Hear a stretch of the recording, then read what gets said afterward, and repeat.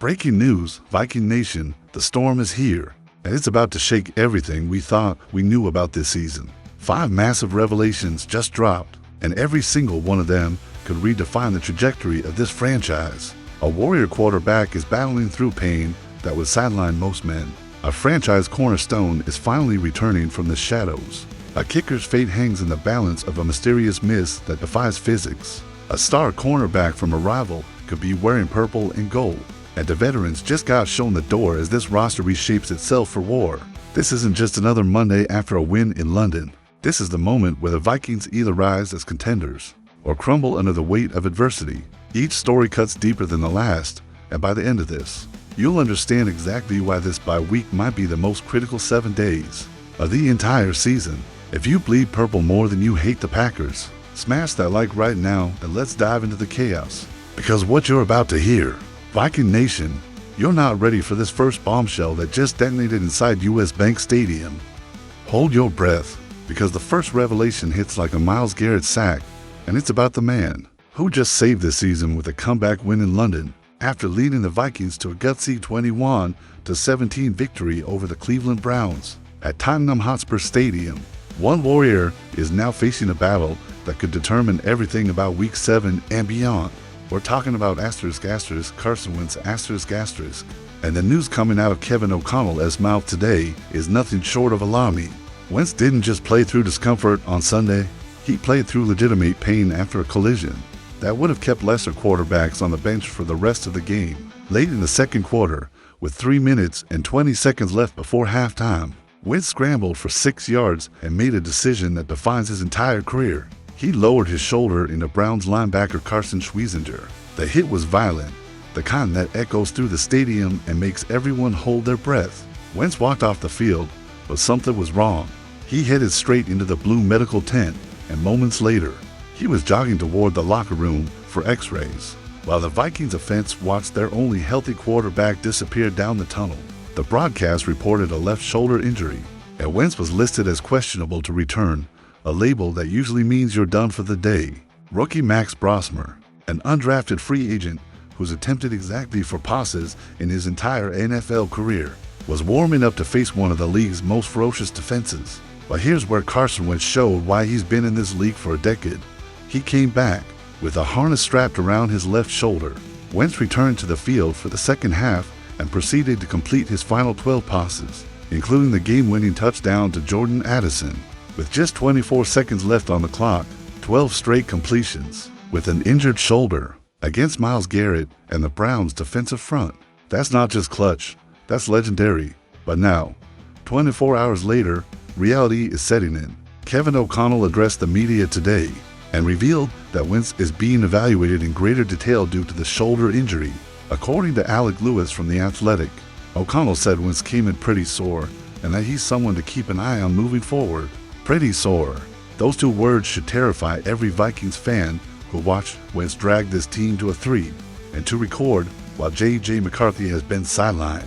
Because here's the harsh truth. Viking Nation, if Wentz can't go in Week 7 against the Philadelphia Eagles, his former team, the franchise that drafted him 2nd overall in 2016, then Minnesota is walking into that game with either a rookie quarterback or a compromised veteran. And we all know what the Eagles' defense does to unprepared quarterbacks. The silver lining? The Vikings have a bye week, 7 full days for Wentz to rest, recover, and get treatment on that shoulder. 7 days for the medical staff to work their magic and determine if he can suit up against Philly. But there's also the looming presence of J.J. McCarthy, who's been working his way back from a high ankle sprain and could potentially return in Week 7. That creates a decision Kevin O'Connell doesn't want to make. Do you start a second-year quarterback who hasn't played in a month? Or do you roll with a 32-year-old veteran who's playing through pain? Either way, the quarterback situation in Minnesota just went from manageable to a full-blown crisis in the span of 1 hit.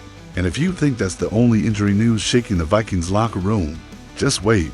Because what's coming next is the kind of update that changes everything about how this team will line up in Week 7. But listen closely. Viking Nation, because Carson Wentz just proved he's willing to sacrifice his body for this franchise. The question is, will his body let him finish what he started? If you believe Wentz deserves respect for battling through that shoulder, and delivering a game-winning drive. Drop a comment right now and let the world know, because in a league full of soft quarterbacks who slide at the first sign of contact, Carson Wentz lowered his shoulder and paid the price. Now we wait to see if that price was too high.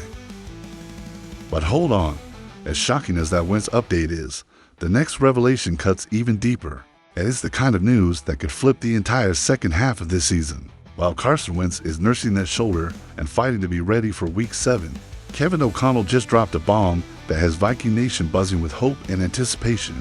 During his Monday press conference, O'Connell revealed that *** for key players *** are expected to return to practice in various capacities next week, and the names on that list read like a Vikings fan's dream scenario. First and foremost, J.J. McCarthy ***, the second-year quarterback, the 10th overall pick in the 2024 draft. The future of this franchise is finally coming back. McCarthy has been sidelined since Week 2 when he went down with a high ankle sprain against the Atlanta Falcons, and the recovery timeline projected for 2 to 6 weeks. Well, we're now in Week 6 heading into the bye, and O'Connell confirmed that McCarthy will return to practice when the team resumes work after the break. But here's the catch, and it's a big one. O'Connell has been crystal clear that McCarthy will not play until he's had a full week of practice. Not a limited day, not a walkthrough, a full week. That means if McCarthy is going to start in Week 7 against the Eagles, he needs to prove in practice that he's healthy, mobile, and ready to handle the pressure of facing a ferocious Philadelphia pass rush. According to Diana Rossini of The Athletic, multiple sources have indicated that McCarthy is not fully healthy yet, and while the expected return was Week 7, it could take longer. High ankle sprains are notoriously tricky. They linger, they flare up, and they require patience. But the fact that McCarthy is returning to practice is the first major step toward getting the Vikings franchise quarterback back on the field. Now, beyond McCarthy, O'Connell also revealed that 3 other critical players are set to return. ***, Blake Cashman ***, the Vikings starting linebacker who's been a force in the middle of Brian Flores' defense. ***, Donovan Jackson ***, the offensive lineman who's been out with a wrist injury.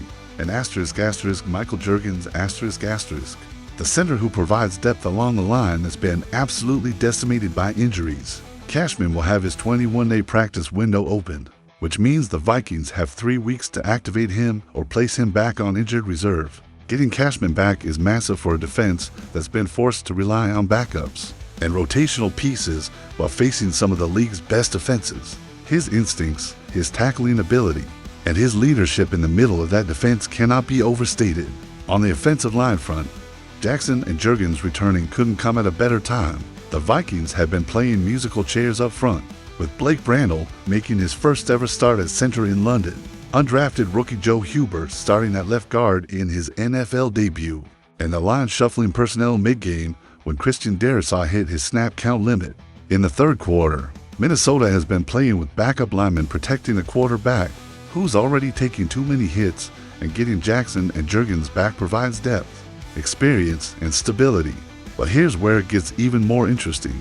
Viking Nation, the timing of these returns suggests the Vikings are preparing for a second half push. The roster moves made on Monday, cutting center Version Lee and releasing tight end Nick Vanette, signal that the Vikings are confident these injured players are coming back, and they're clearing space to activate them. This isn't a team that's panicking or tanking. This is a team that believes it can compete, and getting for key contributors back after the bye week is exactly the kind of momentum shift that can turn a 3 into record into a playoff push. Now, let's talk about the elephant in the room.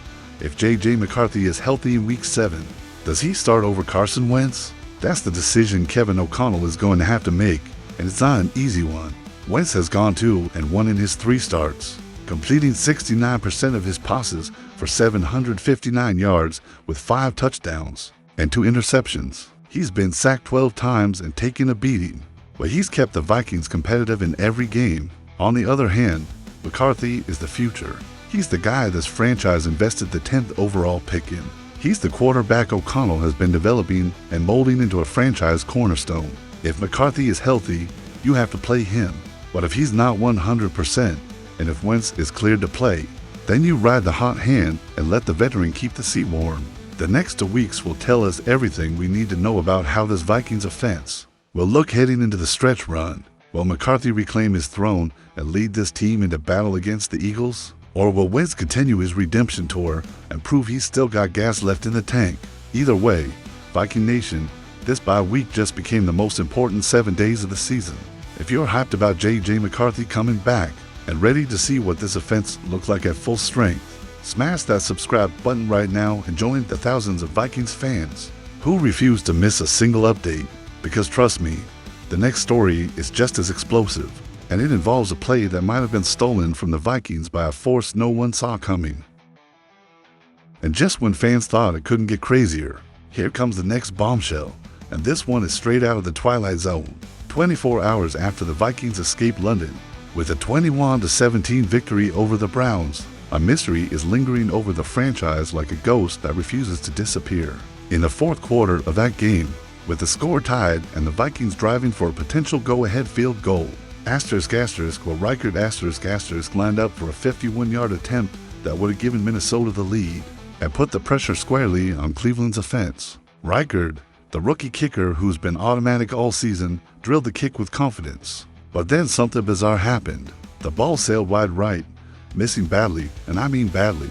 The kind of miss that makes you do a double take because it doesn't match anything we've seen from Reichard this year. The broadcast replays showed something even stranger. The ball appeared to change direction mid-flight, almost as if it had been redirected by an invisible force. And that's when the conspiracy theories started flying, because multiple angles suggested that the ball might have struck camera wire suspended above the playing surface at Tottenham Hotspur Stadium. That's right, Viking Nation, a wire that could have stolen 3 points from this team and changed the entire outcome of the game. Now, before we dive into the controversy, let's be clear about something. Kevin O'Connell doesn't know what happened. He admitted as much during his Monday press conference, saying he didn't see it in the moment and hasn't received confirmation one way or the other. But here's what O'Connell did say, and it's telling. Well, it doesn't end up that far offline. Historically, since we've had him here. Translation, Reichard is too good a kicker to miss that badly under normal circumstances. So what the hell happened? If you watch the broadcast replay, there's a moment where the ball seems to veer sharply to the right, almost like it clipped something. But here's the kicker, pun intended. When you watch the alt-180 aerial view, there's no visible wire in the replay. It's a visual paradox. One angle shows potential contact, the other shows nothing. So was it a camera wire? Or was it an optical illusion? Was it wind? Or was it a flaw in Reichard's mechanics? Or was it just one of those freak misses that happens to even the best kickers in the league? According to the NFL's protocol, if a loose ball in play strikes a video board, guide wire, sky camera, or any other object, the ball is declared dead immediately and the down is replayed from the previous spot. That means if the officials had seen the ball hit the wire, they would have blown the play dead and given Reichard another attempt. But they didn't see it. Or maybe there was nothing to see. And so the Vikings were left with a missed field goal, a tied game, and a fanbase screaming for answers. Now, here's where it gets even more interesting. This isn't the first time this has happened in the highest takes game. In the 2022-23 NFC Championship game between the Eagles and the 49ers, a punt by Brett Kern appeared to deflect off a camera wire. The officials reviewed the play, but the video evidence was inconclusive, and the game continued. The Eagles went on to demolish the Niners 31-7 before losing to the Chiefs in the Super Bowl, so the wire controversy faded into irrelevance. But for the Vikings, this could have been catastrophic. If Minnesota had lost that game in London, if Wentz hadn't orchestrated that game-winning drive, if those 24 seconds hadn't been enough time to punch the ball into the end zone, then this camera wire story would be dominating headlines for weeks. Instead, the Vikings won, and the mystery lingers as a footnote rather than a full-blown scandal. But make no mistake, Viking Nation, something happened on that kick. Whether it was a wire, a gust of wind, or just an off day for a rookie kicker who's been lights out all season, we may never know. What we do know is that Reichard is too good to miss like that, and Kevin O'Connell's comments suggest even the coaching staff is puzzled by what they saw. So what does this mean moving forward? For one, the Vikings now know what to expect from every kick at international venues. They know the wires are there, they know the angles can be deceiving, and they know that sometimes Even when you do everything right, the football gods throw you a curveball. For another, it means Reichard can move on from that miss knowing it wasn't entirely his fault. He hit the ball well. He had the distance, and something, whether it was environmental or structural, interfered with the trajectory. That's not on him. But here's the real lesson, Viking Nation. This team found a way to win despite that missed kick. They didn't let the controversy define the game. They didn't let the bad break derail their momentum. Carson Wentz marched down the field and threw a game-winning touchdown.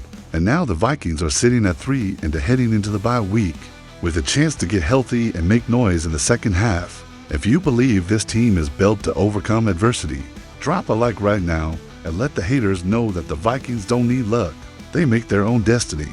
Because trust me, the next story involves a decision that could reshape this defense and send a message to the entire NFC that Minnesota is all in on a playoff run. But that's not the only fire burning inside this franchise. The next revelation is even more explosive, and it could signal that Kwesi Adofo-Mensah is about to make a move that shakes the entire league.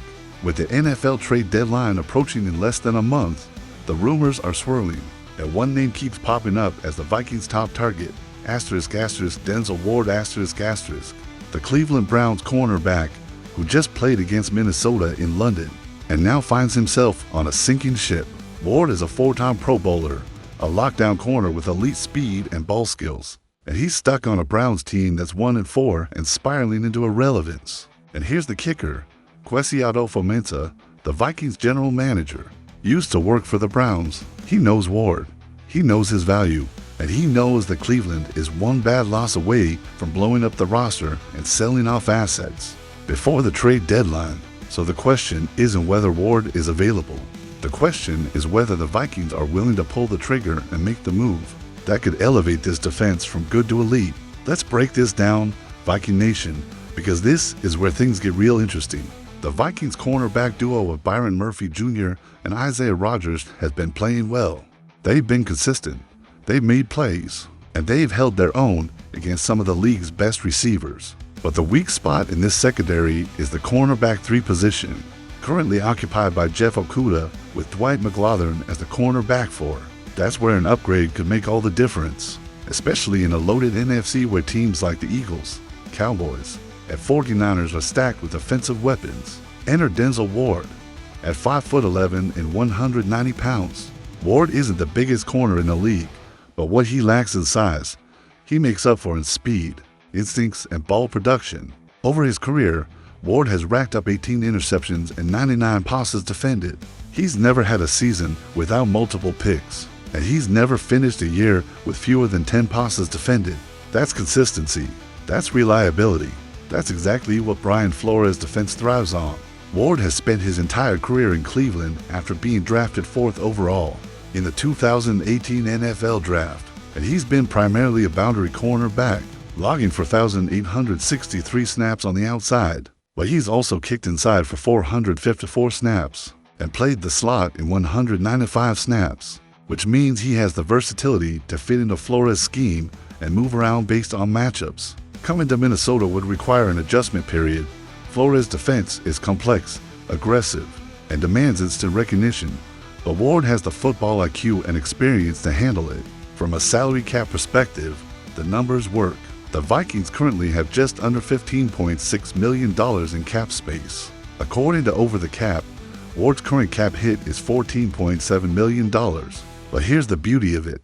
A huge chunk of that number would stay with Cleveland as a signing bonus, which means the Vikings would only absorb a smaller portion of the cap hit for this season. That preserves financial flexibility and allows Minnesota to take a swing at a Pro Bowl corner without mortgaging the future. Now, the real concern is the future. Ward's contract extends through 2026 and 2027, years when the Vikings' cap space is already tight. But here's the thing, Ward's guaranteed money is done. That means if the Vikings need to cut him after this season or next, they can do so without taking a massive dead cap hit. It's a low-risk, high-reward scenario that allows Minnesota to upgrade the defense now and reassess later. So what would it cost to get him? Probably a 3rd or 4th round pick. Maybe less if Cleveland is desperate to shed salary and rebuild. Pro Football Focus currently ranks Ward 136th out of 106 to 7 corners with a grade of 48.8, which is concerning. But context matters. Viking Nation. Ward is playing on a Browns team that's dysfunctional, demoralized, and playing out the string after the Deshaun Watson disaster. Put Ward in a winning environment, surround him with talent, and let Brian Flores unleash him in a scheme that maximizes his ball skills. And you could see him return to the 60 to 70 PFF grade range he posted in his prime. Now, here's where it gets even more interesting. The outcome of the Week 7 game against the Eagles could determine whether Kwesi pulls the trigger on this trade. If the Vikings beat Philly, especially with J.J. McCarthy under center or Carson Wentz playing through pain, it sends a message that this team is for real and capable of competing with the NFC's elite. In that scenario, adding Ward becomes a move that signals we're all in. But if the Vikings lose to the Eagles and fall to 3-3, the calculus changes. Do you mortgage draft capital for a corner when you're battling for a wild card spot? Or do you stand pat and develop the guys you have? It's a tough call, but knowing Kwesi's track record, he's made 34 trades since taking over as general manager. It wouldn't be shocking to see him dial up his old employer and make a play for Ward. And let's be real, Viking Nation, adding a 4-time Pro Bowler nicknamed the Warden to a defense that already features Harrison Smith and Drew Van Ginkel, and a reinvigorated front seven would be terrifying for opposing quarterbacks. Imagine Ward locking down one side of the field, Murphy shutting down the other, and Flores dialing up pressure, knowing the back end is sealed tight. That's a defense that can carry a team deep into January. If you want to see the Vikings go all in and trade for Denzel Ward, drop a comment right now and let Kwesi know Viking Nation is ready to make a run. Because trust me, the final story cuts just as deep, and it involves the veterans who just found out the hard way that in the NFL, loyalty only goes so far when the roster needs to evolve. And listen, the next chapter is the kind of news that divides a fan base right down the middle. Because while some see it as addition by subtraction, others see it as the cold reality of a business that chews up veterans and spits them out when their time is up.